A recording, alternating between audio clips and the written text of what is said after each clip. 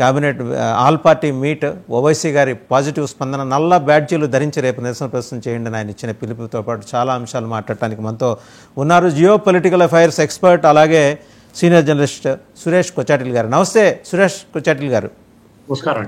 Just latest information, Suresh కొచాటిల్ గారు ఇస్లామాబాద్లో ఉన్న ఒక జర్నలిస్ట్ మిత్రుడితో మాట్లాడితే ఈ రోజున్న లీటర్ మంచినీళ్ళు 140 రూపాయలకు కొనుక్కుంటున్నారు, లీటర్ పాలు 250 రూపాయలు, 8 స్లైసెస్ ఉన్న బ్రెడ్ చిన్న ప్యాకెట్ 500 రూపాయలు కొనుక్కుంటున్నారు.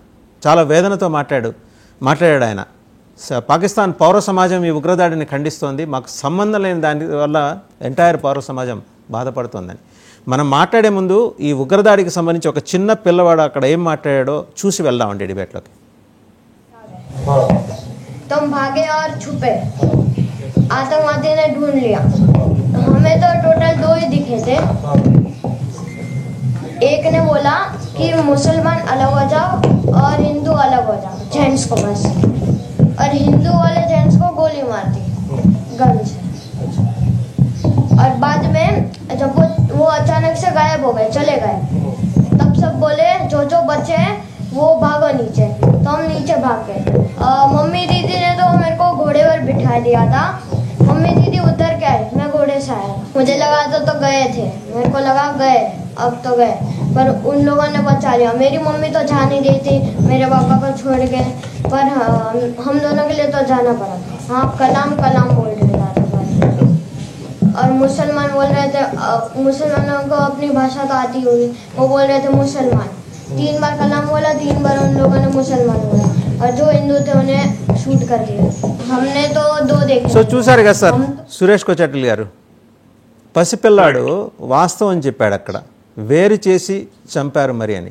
ఈ పరిస్థితుల్లో యుద్ధం కాకుండా పాకిస్తాన్ వాళ్ళని చంకనెత్తుకొని లాలించి పాలు పడతామా అండి? మనం ఫస్ట్ చేయాల్సింది, వాళ్ళ మేజర్ గౌరవార్య కూడా అదే చెప్పారు ఈవినింగ్ ఒక వెబ్కాస్ట్, మనం చేయాల్సింది ఈ టెర్రరిస్ట్ని హిట్ చేయడం కాదు. మనం ఇప్పుడు 3 చంపేస్తామో 4 చంపేస్తాం, మళ్ళీ 10 మంది వస్తారు, తర్వాత వాళ్ళని చంపిన తర్వాత ఇంకా 20 మంది వస్తారు, వస్తూనే ఉంటారు. ఈ పాముది తల ఎక్కడ ఉందంటే పాకిస్తాన్. అది టెర్రరిస్ట్ లీడర్స్ కాదు, పాకిస్తాన్ ISI.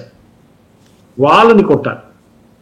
వాళ్ళని కొట్టేదాకా ఏం కాదు. ఇప్పుడు ఇజ్రాయెల్ కూడా చూడండి, ఇజ్రాయెల్ ఏం చేశారు, మా మీద దాడి చేసిన వాళ్ళని మేము ఎవరైనా కానీ వాళ్ళు కొడతాం, కానీ వాళ్ళ లీడర్షిప్ ఎక్కడుందో వాళ్ళని కూడా కొడతాం.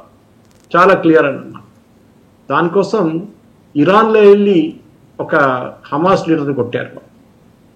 చాలా ఒక క్లియర్ ఇండికేషన్ అన్నమాట మనం కూడా ఏం చేయాలి. ఎందుకంటే మన ఈ హఫీజ్ సయద్ వీళ్ళ వెంటబడి ఏం ఫైదా లేదు. హఫీజ్ సయద్ పోతే ఇంకోటి వస్తాడు లీడర్షిప్. కొట్టాల్సింది పాకిస్తాన్లో ISI. ఇప్పుడు ఇండియా ఇవాళ ఒక స్టేట్మెంట్ ఏమి ఇచ్చారంటే, పాకిస్తాన్ క్యాబినెట్ మీటింగ్ తర్వాత ఇవాళ సిమ్లా అగ్రిమెంట్ నుంచి విత్డ్రా చేయబోతున్నాం అంటున్నారు. మంచి పని, చాలా మంచి పని. వీళ్ళకి అర్థం కాదు, మన ప్రెస్ వాళ్ళకు కూడా ఎవరికి అర్థం కాలేదు సిమ్లా అగ్రిమెంట్ అంటే ఏంటి అనేది కూడా తెలియదు చాలా మంది. జుల్ఫికర్ అలీ భుట్టో అండ్ ఇందిరాగాంధీ సైన్ చేసిన ఒక అగ్రిమెంట్.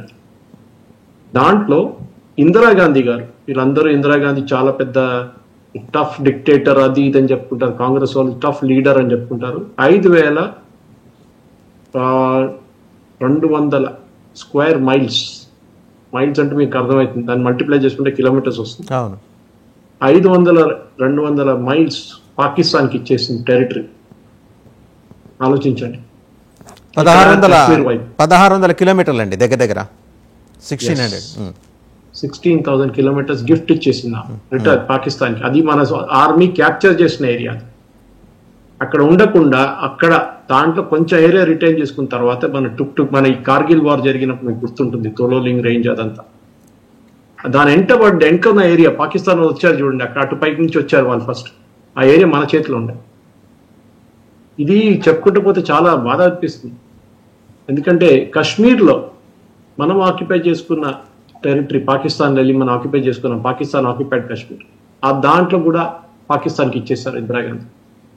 సో నేనేం చెప్తున్నాను, సరే ఆ అగ్రిమెంట్ అప్పుడు సైన్ చేశారు, ఎందుకు చేశారు అదంతా మనం పక్కన పెడితే, ఇప్పుడు వీళ్ళు మన ఇండస్ వాటర్ ట్రీటీ హోల్డ్ పెట్టామని చెప్పి మేము కూడా షిమ్లా అగ్రిమెంట్ నుంచి విత్డ్రా చేస్తున్నాం అంటే రాసియమంటారు. నేను ఎప్పుడు ట్వీట్ చేశాను దాన్ని, give it to us in writing that your withdrawing from Shimla agreement. 2-3 options ఉన్నాయి దాంట్లో వాసుదేవన్ గారు. ఇంకోటి ఏంటంటే ఇంటర్నేషనల్ బార్డర్ అని మనకు బార్డర్ లేకుండే పాకిస్తాన్కి. ఈ షిమ్లా అగ్రిమెంట్ లో ఎల్ఓసి అని మనం ఇప్పుడు చెప్పుకుంటాం చూడండి, line of control, that is the international border ఇప్పుడు మనకి పాకిస్తాన్కి.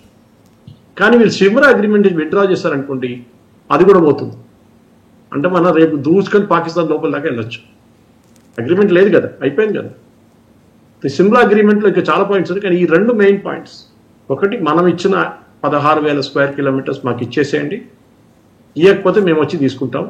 అగ్రిమెంట్ లేదు కదా, అగ్రిమెంట్ పోయింది, సో మీరు విత్డ్రా చేయాలి, విత్డ్రా చేయకపోతే మేము వచ్చేస్తాం. సెకండ్, నేను చెప్పినట్ల ఈ అగ్రిమెంట్లో ఉన్న మెయిన్ రీజన్ ఒకటి, పాకిస్తాన్ చేసిన ఇంటర్నేషనల్ బార్డర్ని మనం ఇంకా అంగీకరించాం. మన లాహోర్ మన బార్డర్ అని చెప్పుకుంటాం, లేకుంటే ఇస్లామాబాద్ మన బార్డర్ అని చెప్పుకుంటాం.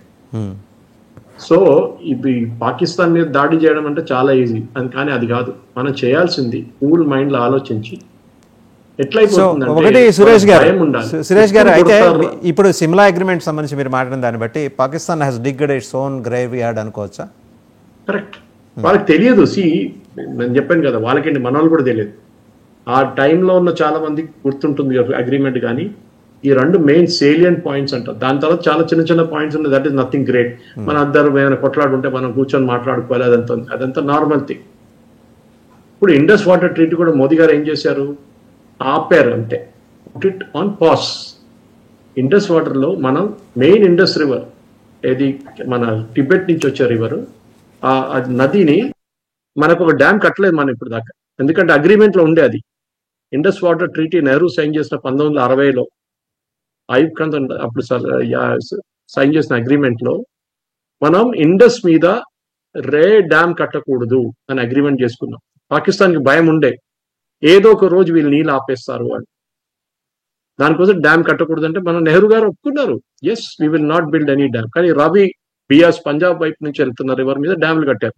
ఒక డ్యామ్ ఉంది, ఆల్రెడీ రెడీ ఉంది, రెండో డ్యామ్ ఇంకా 2026 లో రెడీ అయిపోతుంది. ఇది ట్యాప్ బంద్ చేసేలాగా ఉంటుంది. మన వాసుదేవన్ గారు బాత్రూమ్కి వెళ్ళి ట్యాప్ ఆన్ చేస్తే బకెట్లో నీళ్ళు పడుతుంది, ట్యాప్ ఆఫ్ చేస్తే నీళ్ళు ఆగిపోతుంది. ఇది అట్లా కాదు. ఇప్పుడు మనకు టైం పడుతుంది, కానీ ఒక భయం ఉంటుంది వాళ్ళకి. మనం 3 సంవత్సరాల లోపల 2 సంవత్సరాల లోపల కెనాల్స్ తయారు చేసుకోవచ్చు, ఆ వాటర్ని డైవర్ట్ చేయవచ్చు. ఇండస్ వాటర్ డ్యామ్ అయితే కట్టలేము, కానీ డైవర్ట్ చేయొచ్చు. చిన్న చిన్న చెక్ డ్యామ్లు కట్టొచ్చు, నీళ్ళని ఆపేసి పక్కనున్న ఏరియాస్కి అంతా పంపించుకోవచ్చు, జమ్మూ కాశ్మీర్. అది మనం చేయొచ్చు కదా. పాకిస్తాన్ మొత్తం నీళ్ళు లేకుండా వాళ్ళు ఏడ్చుకుంటూ వస్తారు మన దగ్గర. తాగే నీళ్ళు ఉండదు వాళ్ళకి, చెరువులు ఉండవు, చెరువుల నీళ్ళు ఉండవు. అది కాకుండా వాళ్ళ దగ్గర అగ్రికల్చర్లో వాడుకోవడానికి నీళ్ళు ఉండవు. సరే, అది మోదీ గారు ఒక థ్రెట్ లాగా పెట్టారు, ఏం చేయలేదు ఇప్పుడు దాకా. నేను చెప్పినట్లు అది ఆటోమేటిక్ స్విచ్ అయితే లేదు మన దగ్గర పనిచేయడానికి. ఇంకా ఇంటర్నేషనల్ లా కూడా అంటారు, కొంచెం టైం ఏంటి వాళ్ళకి, వారికి ఏమైనా అరేంజ్మెంట్ చేసుకుంటారు. ఇరాన్ నుంచి నీళ్ళు తెచ్చుకుంటారో, లేకుంటే ఇంకెక్కడి నుంచి నీళ్ళు తెచ్చుకుంటారో వాళ్ళు చూస్తారు. సరే, మనం టైం ఇద్దాం కాబట్టి. కానీ ఇది ఒక థ్రెట్ ఉంటుంది ఎప్పుడు. ఆ 3 సంవత్సరాల లోపల మనం కూడా యాక్చువల్ ఏదైనా కన్స్ట్రక్షన్ పెట్టి డ్యామ్ కట్టుకోవాలి, మనం నీళ్ళు ఆపుకోవాలి మన దగ్గర. సో ఇట్లాంటి బుల్లెట్ ఫైర్ చేయకుండా పాకిస్తాన్ మొత్తం ఇప్పుడు ఏడుచుకుంటున్నారు. వాళ్ళ దగ్గర ఏం లేదు చేయడానికి. వాళ్ళు ఏమంటారు, భారత్కి వచ్చే మనం ట్రేడ్ మొత్తం ఆపేస్తాం. మేమేం అమ్ముతున్నారండి, మేమేం అమ్ముతున్నాం, మీకు అమ్మడానికి ఏముంది మీ దగ్గర, మీరు ఆటా కోసం కొట్టుకుంటున్నారు. సో మీరు పెద్ద దమ్కి ఇవ్వకండి, నేను మొత్తం ఆపేస్తాం, ట్రేడ్ ఆపేస్తాం ఇండియాతో. ఏం ఆపుతారు మీరు? మీ దగ్గర ఏం లేదు అమ్మడానికి. ఉల్లిపాయలు ఉండే ముందు, అప్పుడు మనకు ప్రాబ్లం ఉన్నప్పుడు కొన్నాం వాళ్ళ దగ్గర నుంచి. కానీ వాళ్ళు ఇప్పుడు ఉల్లిపాయలు లేదు, ఆటా లేదు, ఏం లేదు, అడుక్కొని తింటున్నారు. అక్కడ పటోలా తీసుకొని నడుస్తున్నారు IMF, వరల్డ్ బ్యాంక్ దగ్గర. సో పాకిస్తాన్కి ఇప్పుడు ఇచ్చిన మోదీ గారు ఇచ్చిన దానికి చాలా క్లియర్, ఎందుకంటే ఇది cabinet committee on security meet అయినప్పుడు నిన్న ఆర్మీ నుంచి, ఎయిర్ ఫోర్స్ నుంచి, నేవీ నుంచి ఎవరు లేదు దాంట్లో. ఆర్మీ వాళ్ళ ముగ్గురిని పిలవలేదు. It's only political decision. ఆ పొలిటికల్ డిసిషన్లో చాలా క్లియర్గా డిసైడ్ చేశారు, మేము ఇది చేయబోతున్నాం. అండ్ వాళ్ళ మిలిటరీ అటాషెస్ విత్డ్రా చేయబోతున్నాం, వాళ్ళకి వీసా. మన దగ్గర వాసుదేవన్ గారు మెడికల్ వీసా బంగ్లాదేశ్ నుంచి వచ్చిన వాళ్ళు, పాకిస్తాన్ నుంచి వచ్చారు, చాలా మంది మన హాస్పిటల్స్ వచ్చి ట్రీట్మెంట్ తీసుకుంటారు, మెడికల్ వీసాస్ ఇస్తాం. వాళ్ళకు కూడా టైం ఇచ్చేస్తాం. ఇక మీరు మెడికల్ వాళ్ళని ఇవాళ పొద్దున్న తీసి రేపు పొద్దున హాస్పిటల్కి బయట పడేయలేం కాదు, ఒక వారం టైం ఇవ్వచ్చాం అవసరం. కానీ మిగతా వాళ్ళు అందరూ వెళ్ళిపోయారు. 48 hours everybody has to get back. 1st May final dead line. ఈ పాకిస్తాన్ని ఐసోలేట్ చేయాలి, ఎందుకంటే పాకిస్తాన్ దగ్గర అంత పెద్ద ఏం పవర్ కాదు. వాళ్ళు న్యూక్లియర్ పవర్ అని చెప్పుకుంటారు, కానీ వాళ్ళకి ఎకనామిక్ పవర్ కాదు. లోకంలో ఏమైపోయిందంటే వాజ్పేయి గారికి ఎకనామిక్ పవర్ అయితే మీ మాట వింటారు ఎవరైనా కానీ. ట్రంప్ చూడండి ఏం చేస్తున్నాడు యుఎస్లో. చైనా మీద ఎందుకు దాడి పెడుతున్నాడు? ఎందుకంటే economic power China. Economic power ఉంటే మిమ్మల్ని రెస్పెక్ట్ ఇస్తారు, లేకుంటే రెస్పెక్ట్ ఇయ్యరు. అది చాలా అది భారతదేశం నేర్చుకున్నారు. మన చాలా పెద్ద మార్కెట్, 40 కోట్ల మంది ఉన్నాం. పాకిస్తాన్ ఎంత అంటే 40 కోట్లు. So natural they won't bother about it. So మనం కూడా టెన్షన్ పట్టుకోకర్లేదు. మెల్లగా మన పాత ఒక స్టోరీ ఉండే, మన ఫ్రాగ్ని నీళ్ళలో వేస్తారు, చల్ల నీళ్ళు వేసి సడన్లీ దాని హీట్ పెంచుకుంటే పోతారు మెల్లగా. మీరు హాట్ వాటర్లో ఒక ఫ్రాగ్ని వేసారనుకోండి, అది బయటకు దుంకేస్తుంది. కానీ మెల్లగా హీట్ ఎక్కువ చేసుకుంటే పోతే అది చచ్చిపోతుంది అంట. పాకిస్తాన్ కూడా అట్లనే చేయాలి. రైట్ సార్, ఒకసారి ఓవైసీ మాట్లాడింది కూడా చూద్దాం. ఆయన ఇందాక చాలా సంబరపడుతూ చెప్పారు, నన్ను హోమ్ మినిస్టర్ నాకు కాల్ చేశారు, ఓవైసీ నువ్వు ఎక్కడున్నావు అని అడిగారు. ఇలా హైదరాబాద్లో ఉన్నట్టే ఎంబడే బయలుదేరి వచ్చాడు, ట్వీట్ చేశాడు, తర్వాత మీడియాతో కూడా మాట్లాడారు. అలాగే నల్ల బ్యాడ్జీలతో రేపు నిరసన ప్రదర్శన. ఓవైసీలో ఏదైనా పరివర్తన వచ్చిందని మనం అనుకోవచ్చా సార్? ఒకసారి చూద్దాం. अगर पहलगाम तो आगे तो श्रीनगर भी जा सकते हैं लोग. तो ये अकाउंटेबिलिटी फिक्स होना जरूरी है. डिटरेंस पॉलिसी हमारी देखना जरूरी है. और ये जो हरकत किए ये कुत्ते, इनको सजा मिलना जरूरी है. और असल इनसे ऊपर जो शयातीन बैठे हुए हैं, जो हमेशा नहीं चाहते कि ना भारत में ना कश्मीर में अमन रहे, इनको जड़ पेड़ से इनको सबक सिखाने की जरूरत है. अगर पहले రైట్ సార్, ఓవైసీ మాట్లాడింది విన్నారు కదా. ఈ నెత్తిన సైతాన్ కూర్చుంది, దాని సంగతి తేల్చాలంటున్నాడు ఆయన. ఒప్పుకున్నాడు, మొత్తానికి సైతాన్ ఉందని ఒప్పుకుంటున్నాడు ఆయన.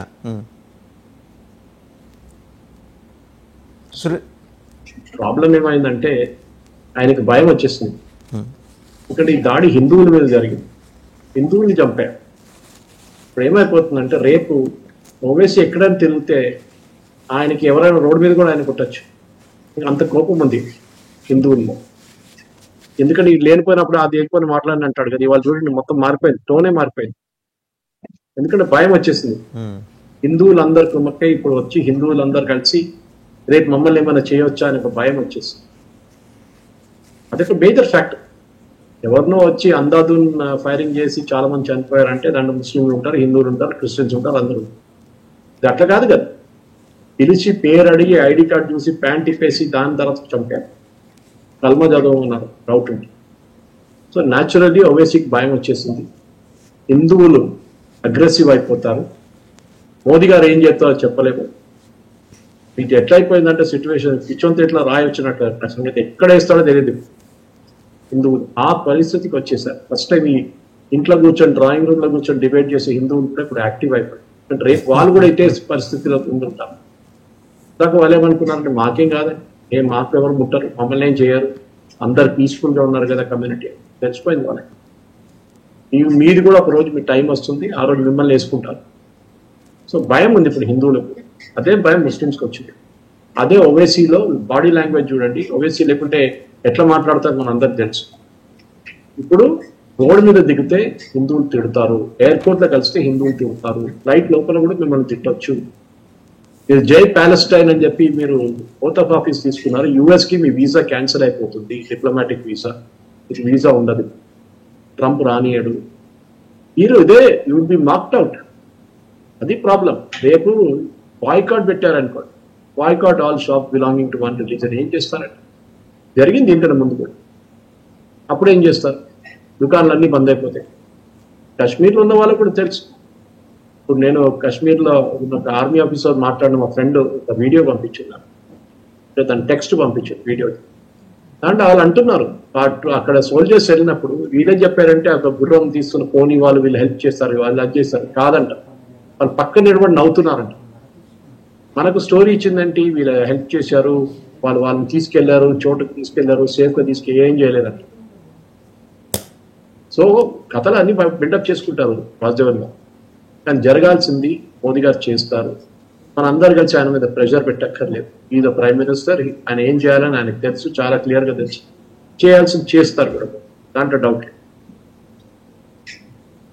రైట్. అంటే సురేష్ కొచెట్ల గారు, ఒకసారి ఏప్రిల్ 17వ తేదీన army Pakistan army chief general Munir ఏం మాట్లాడారు ఒకసారి చూద్దామండి.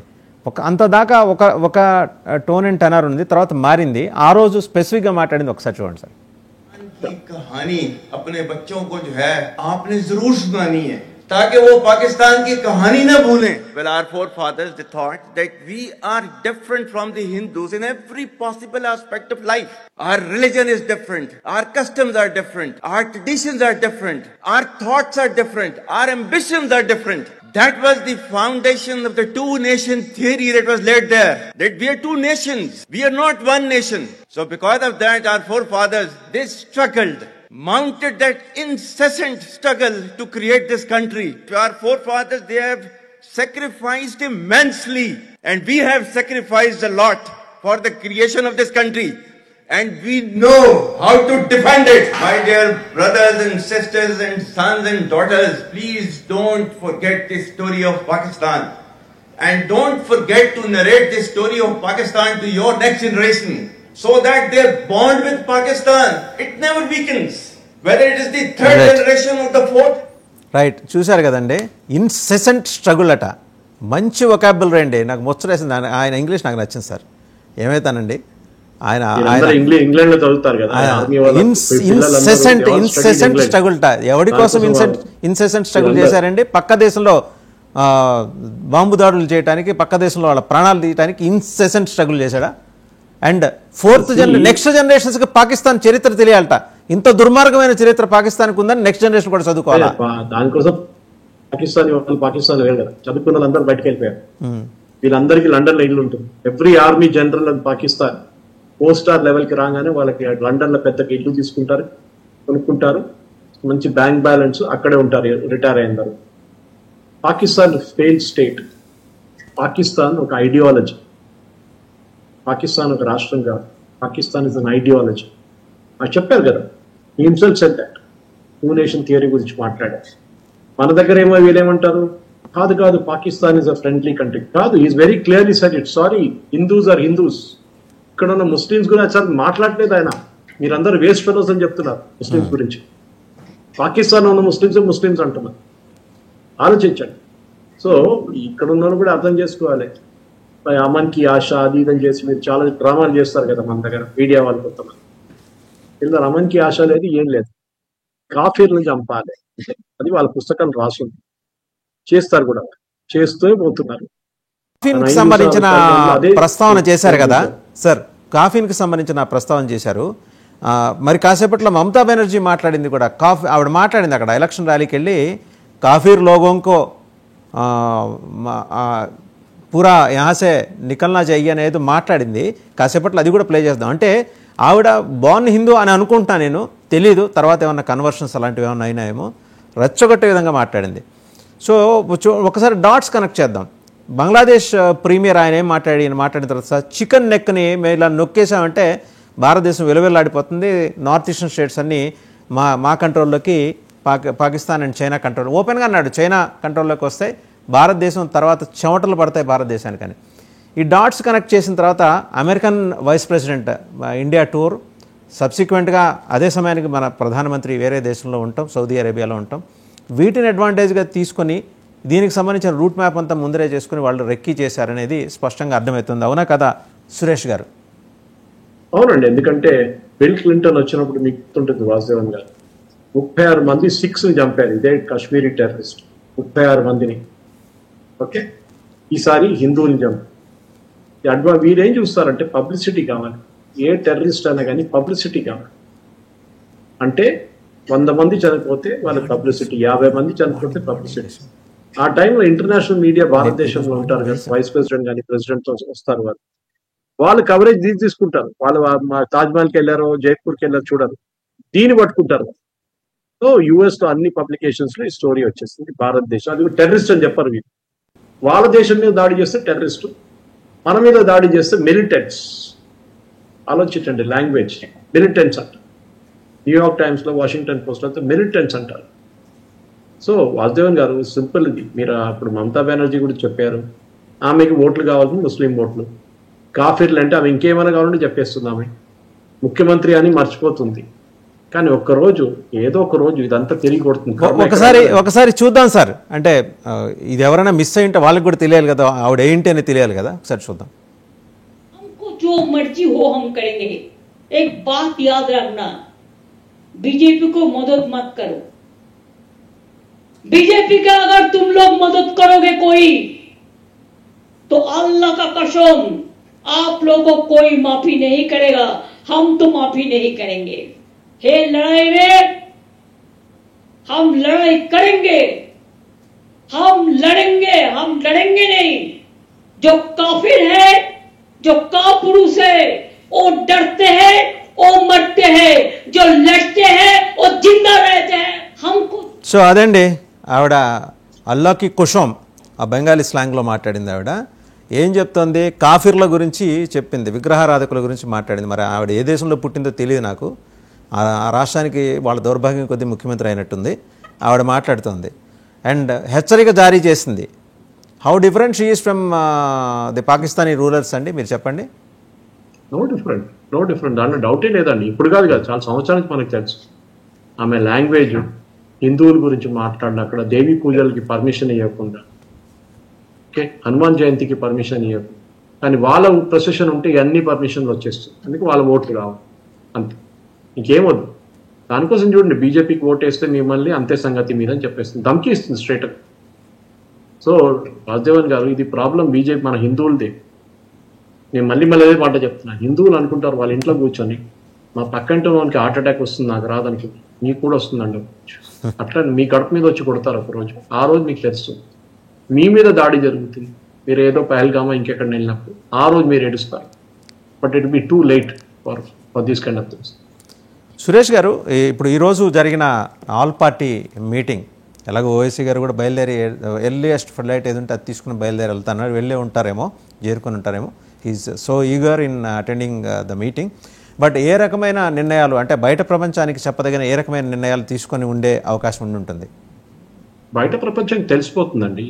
ఎందుకంటే వీళ్ళు మినిస్ట్రీ వాళ్ళు సీక్రెట్ గా పెట్టుకుంటే వీళ్ళు ఆపోజిషన్ లీడర్స్ బయటకు వెళ్ళి మాట్లాడతారు కదా. వాళ్ళకి సీక్రసీ అనే కాన్సెప్టే లేదు. వాళ్ళు మోదీ గారిని తిట్టడము, సెక్యూరిటీ ఫెయిలియర్, ఇంటెలిజెన్స్ ఫెయిలియర్ అన్నీ చెప్తుంటారు, ఆల్రెడీ చెప్పేశారు బయటకు వచ్చి. సో అది లోపల మాట్లాడేది బయట చెప్పకూడదు అనేది చెప్పేది గవర్నమెంట్కే ఉంటుంది, వీళ్ళకు ఉండదు ఆ రూల్ అది. సో అది ఓవైసీ కానివ్వండి, ఓవైసీకి నిన్న ఇవాళ పొద్దున ఇంకో స్టేట్మెంట్ చూశాను నేను, అనేది వెళ్ళే ముందు అనుకుంటారు. నిన్న అడిగారు, మిమ్మల్ని ఇన్వైట్ చేయలేదంటే మీరు ఒక్కరే ఎంపీ కదా అని చెప్పారంటే ఎవరో. అది కూడా కాదు, మీరు చాలా లొల్లి చేస్తారు మీరు, దానికోసం మిమ్మల్ని ఆల్ పార్టీ మీటింగ్ పిలవట్లేదని చెప్పారు. సో బహుశా దానికోసం ఇవాళ పొద్దున అమిత్ షా గారు ఎవరైనా మాట్లాడి పిలుచుంటారు. అంటే ఎట్లా వచ్చి అక్కడ ఎక్కువ మాట్లాడిన టైం ఇవ్వము మీకు, ఎట్లా వచ్చేసేయండి అని చెప్పుంటారు. సో ఆయన కూడా వెళ్ళారు అనమాట, వెళ్ళుంటారు మీ చెప్పిన దాని ప్రకారం. సో ఈ ఓవైసీ గారి బాడీ లాంగ్వేజ్ మారడము, ఓవైసీ గారికి తెలుసు ఇప్పుడు హిందువుల మీద, హిందువులకు ఉన్న కోపం అది ఏ డైరెక్షన్లో వెళ్తుందో చెప్పలేము. నేను అనాలజీ ఇచ్చింది అదే, పిచ్చోన్ చేతిలో రాయిలాగా అయిపోతుంది. ఎక్కడ కొడతారని తెలియదు ఇప్పుడు హిందువులు, అంత కోపంలో ఉన్నారు. కొట్టినప్పుడు మళ్ళీ వీళ్ళు ఎడవకు మమ్మల్ని కొట్టారని చెప్పేసి. ఎందుకంటే మా మీద దాడి ఎన్నో సంవత్సరాలు, ఇప్పుడు కాదు కదా, వేలాది సంవత్సరాల నుంచి మన హిందువుల మీద జరుగుతున్న అత్యాచారం, టిప్పు సుల్తాన్ నుంచి, హైదర్ అలీ నుంచి, ముఘల్స్ నుంచి, అక్బర్ ద గ్రేట్ నుంచి, ఔరంగజేబ్ నుంచి, వీళ్ళందరూ చేసుకుంటే వెళ్ళిపోయారు కదా. గజ్నీ నుంచి గోరీ, బాబర్ నుంచి హుమయూన్, వీళ్ళందరూ నోబడీ ఈజ్ అ సెయింట్. వీళ్ళందరూ హిందూ కల్చర్ని ధ్వంసం చేయడానికి ట్రై చేస్తారు, హిందువుల్ని చంపారు. కానీ మన హిందువులు అప్పుడు కూడా బతికాము. మేము సిరియా కాలేదు, మేము ఒక ఇరాన్ కాలేదు, మేము లెబనాన్ కూడా కాలేదు, మనం ఇండియాగా ఉండిపోయాం, భారతదేశంగా ఉండి. అది మన రెసిలియన్స్ అన్నమాట. That we will fight back మనం చేస్తాం. ఒక చిన్న పిల్లిని తీసుకెళ్ళి ఒక రూమ్లో పడేస్తే, కొనాల పడేస్తే, ఆ పిల్లిని మీరు కొట్టడానికి వెళ్తే పిల్లి మీ మీద దూకుతుంది. అంత దాని ధైర్యం అంత ఉంటాను. ఎందుకంటే సర్వైవల్ ఇక్కడికి వచ్చేస్తుంది, క్వశ్చన్ ఆఫ్ సర్వైవల్, అది చాలా ఇంపార్టెంట్. సార్, రెండు రకాల అభిప్రాయాలు ఇప్పుడు ఇంటర్నేషనల్ పొలిటికల్ మార్కెట్లో తిరుగుతున్నాయి. ఒకటి ఏంటంటే China has come to the rescue of Pakistan and very shortly in case భారతదేశం నేరుగా యుద్ధం ప్రకటిస్తే చావు దెబ్బతీయటానికి, దొంగ దెబ్బతీయటానికి 1962 మోడల్ తోటి చైనా రాబోతోంది మన మీదకని. If such is the case మనల్ని మనం కాపాడుకోగలమా? చైనా రారు. చైనా దీంట్లో అసలు వాళ్ళు ఇగ్నోర్ చేసుకుంటారు టోటలీ. బికాస్ వాళ్ళకి తెలుసు యుఎస్ ఏం చేస్తారని నెక్స్ట్. వాళ్ళు ఆల్రెడీ వాళ్ళ ఎకనామిక్ ప్రాబ్లమ్స్లో పడి ఉన్నారు. వాళ్ళు వరల్డ్ వైడ్ వాళ్ళకి తెలుసు India the biggest market after US. భారతదేశంతో బాగుంటే బాగుంటుంది, లేకుంటే యుఎస్ కలిసి మనం కలిసి ఇద్దరు కలిసి కొడితే చైనా ఉండదు, రేపు వాళ్ళ గవర్నమెంటే ఉండదు, కమ్యూనిస్ట్ పార్టీ పోతుంది అక్కడి నుంచి, సోవియట్ యూనియన్ లాగా. పాకిస్తాన్ ఏమైనా అణుబాంబు ప్రయోగించే ప్రమాదం కనిపిస్తుందా? ఏం చేయాలండి, దాంతో ధమ్కి ఇవ్వడం. న్యూక్లియర్ వెపన్ అనేది ఒక డెటరెంట్, ఎవరు యూజ్ చేయరు. చేస్తే వాడి కాన్సిక్వెన్సెస్ తెలుసు, వాడు ఉండడు, వాళ్ళ కంట్రీ ఉండదు రేపు. అది చాలా ఇది. సో కన్వెన్షన్ మిసైల్ పెట్టుకుని కొట్లాడొచ్చు. ఇప్పుడు కూడా చూడండి, గాజా కానివ్వండి, ఇజ్రాయెల్ కానివ్వండి, వాళ్ళ ఇజ్రాయెల్ దగ్గర న్యూక్లియర్ వెపన్స్ లేదా, ఉంది వాళ్ళ దగ్గర, కావాలంటే కొట్టచ్చు వాళ్ళు, కానీ యూజ్ చేయాలి. ఎందుకంటే అదొక ధమ్కీ లాగా పెట్టుకుంటారు, నువ్వు ఎక్కువ డాన్స్ చేస్తే నీ తల మీద వేసేస్తాను. సో అది కేవలం ఒక భయం గొలిపించే కార్యక్రమమే. అంతే. బట్ చైనా అంటే చైనా మీద డౌట్స్ అయితే ఉన్నాయి కదండి, భారతదేశానికి చైనా మీద లేదండి. చైనా ఇప్పుడు ఈ చేంజ్ సర్కమ్స్టాన్సెస్ లో ట్రంప్ వచ్చిన తర్వాత చైనాకి ఏ ఆప్షన్స్ లేదు. China totally relegated. చైనాకి వాళ్ళ బతుకు, వాళ్ళు ఎట్లా అమ్మాలి, ప్రోడక్ట్ తయారు చేస్తున్నారు, ఎక్కడ అమ్మాలి అని కొట్టుకుంటున్నారు. వాళ్ళ హౌసింగ్ సెక్టర్ మొత్తం కొలాప్స్ అయిపోయింది కంప్లీట్ గా. లక్షల లక్షల ఫ్లాట్లు వేకెంట్ పడి ఉన్నాయి వాళ్ళ దగ్గర. వాళ్ళే చెప్పారు, వాళ్ళ చైనీస్ బ్యాంక్ చెప్పారు, వాళ్ళ ఎంటైర్ సెక్టర్ కొలాప్స్ అయిపోయింది. అది so they are trying to survive. దాని నడిమిట్లో ఇంకొకడు ఇద్దరు కొట్టుకుంటారు, మాకేం పోయిందిరా అంటారు. అది ఒక ఇంట్రెస్టింగ్ డెవలప్మెంట్ చోటు చేసుకుంది సార్ ఈరోజు సాయంత్రం విజయవాడలో. ఆ ఫొటోస్ కూడా మనం చూద్దాం. అక్కడ ముస్లిం మైనారిటీ ముస్లిం రక్షణ వేదిక ఈరోజు పాకిస్తాన్ దిష్టిబొమ్మను దగ్ధం చేసి పాకిస్తాన్ ఫ్లాగ్ను కూడా కాల్ చేసి అంటే ఫస్ట్ టైం ఏంటంటే ఇందాక మీరు అన్నారు కదా, ఓవైసీలో ఏ రకమైన మార్పు వచ్చిందో సమాజం కూడా ఆలోచన చేస్తుందనే దానికి ఉదాహరణ. ఆ ఫొటోస్ కూడా మనం షార్ట్లీ షేర్ చేద్దాం. అంటే ఇంత ధైర్యంగా మీకు గుర్తుండే ఉంటుంది, గుంటూరులో జిన్నా సెంటర్ వివాదం ఒకటి నడిచింది. మహమ్మద్ అలీ జిన్నా పాకిస్తాన్ పిత అయితే ఆయన పేరుతో ఒక సెంటర్ గుంటూరులో ఉంది. సో దాని మీద వివాదం నడిచినప్పుడు పెద్ద ఎత్తున అప్రోర్ వచ్చింది. వేరాజ్ ఈరోజు సైలెంట్ అయిపోయినాయి గుంటూరు కానీ విజయవాడ అంటే రాజధాని ప్రాంతం, ఆంధ్రప్రదేశ్ రాజధాని ప్రాంతం. ఏమంటారు? మీరు లాస్ట్ 3 రోజుల్లో వకఫ్ ప్రొటెస్ట్ ఎక్కడైనా చూసారా? లేదు, ఉండదు కూడా. ఎక్కువ లొల్లి చేస్తే ఇప్పుడు హిందువులకు తెలిసిపోయింది, పుల్వామాలో జరిగింది మా గల్లీలో కూడా జరగవచ్చు. అది సో ఇప్పుడు పాత ఒక 3 రోజుల క్రితమైన హిందువులు కాదు ఇప్పుడున్న హిందువులు. వాళ్ళు చూశారు, టీవీలో చూశారు, చంపిన టెర్రరిస్ట్ని చూశారు, డెడ్ బాడీస్ చూశారు, వాళ్ళకి అర్థమైపోయింది that your fighting an ideology. ఈ వకఫ్ బిల్ ప్రొటెస్ట్ అంతా ఈ ఐడియాలజీ ఏంటి, మా ఇస్లాంని కాపాడుకోవాలి, హిందువులు పోతే పోతారు, మీ భూమి మేము గుంజుకుంటాం, మీరేం చేయలేరు. ఇప్పుడు వాళ్ళకి అర్థమైపోయింది, వీళ్ళు తిప్పి కొడతారు, తిరిగి వచ్చి కొడతారు మమ్మల్ని, ఎక్కువ లొల్లి చేస్తే మమ్మల్ని కూడా కొడతారు. రైట్, థ్యాంక్ యూ సురేష్ గారు. మరిన్ని అప్డేట్స్ కోసం రేపు మళ్ళీ లైవ్లో కలుసుకుందాం, ఎందుకంటే చాలా డెవలప్మెంట్స్ చాలా ఫాస్ట్గా నడుస్తూ ఉన్నాయి. లెట్స్ హోప్ భారత్ సురక్షితంగా ఉంటుంది, దేశ రక్షణ యంత్రాంగం అంతా సర్వసన్నాహక సిద్ధంగా ఉంది. సో అన్ని ఏర్పాట్లు జరుగుతున్నాయి కాబట్టి యుద్ధం జరగకపోవచ్చు, కానీ యుద్ధం లాంటి వాతావరణం వచ్చింది కాబట్టి పాకిస్తాన్ తోక ముడవటం ఖాయమన్న సురేష్ కొచెటిల్ గారి అభిప్రాయంతో ఏకీభవిస్తూ thank you very much for watching debate special debate.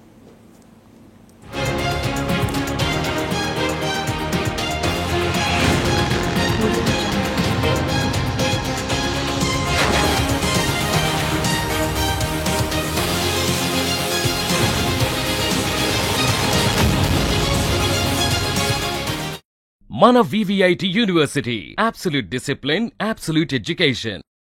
Masterminds, the pride of India. Inter, MPC, BIPC, MEC, CEC చదివిన విద్యార్థులకు CA మరియు CMA ఫౌండేషన్ కొరకు నూతన బ్యాచ్లు ప్రారంభం. 900 plus companies, 7.89 lakhs per annum average CTC, 100% placements. KL deemed to be university. At KL, the expertise of the world in the palm of your hand. KL deemed to be university. Mana VVIT University. Absolute discipline, absolute education. At KL, we help you turn your interests into skill sets. KL deemed to be university. 148 plus students.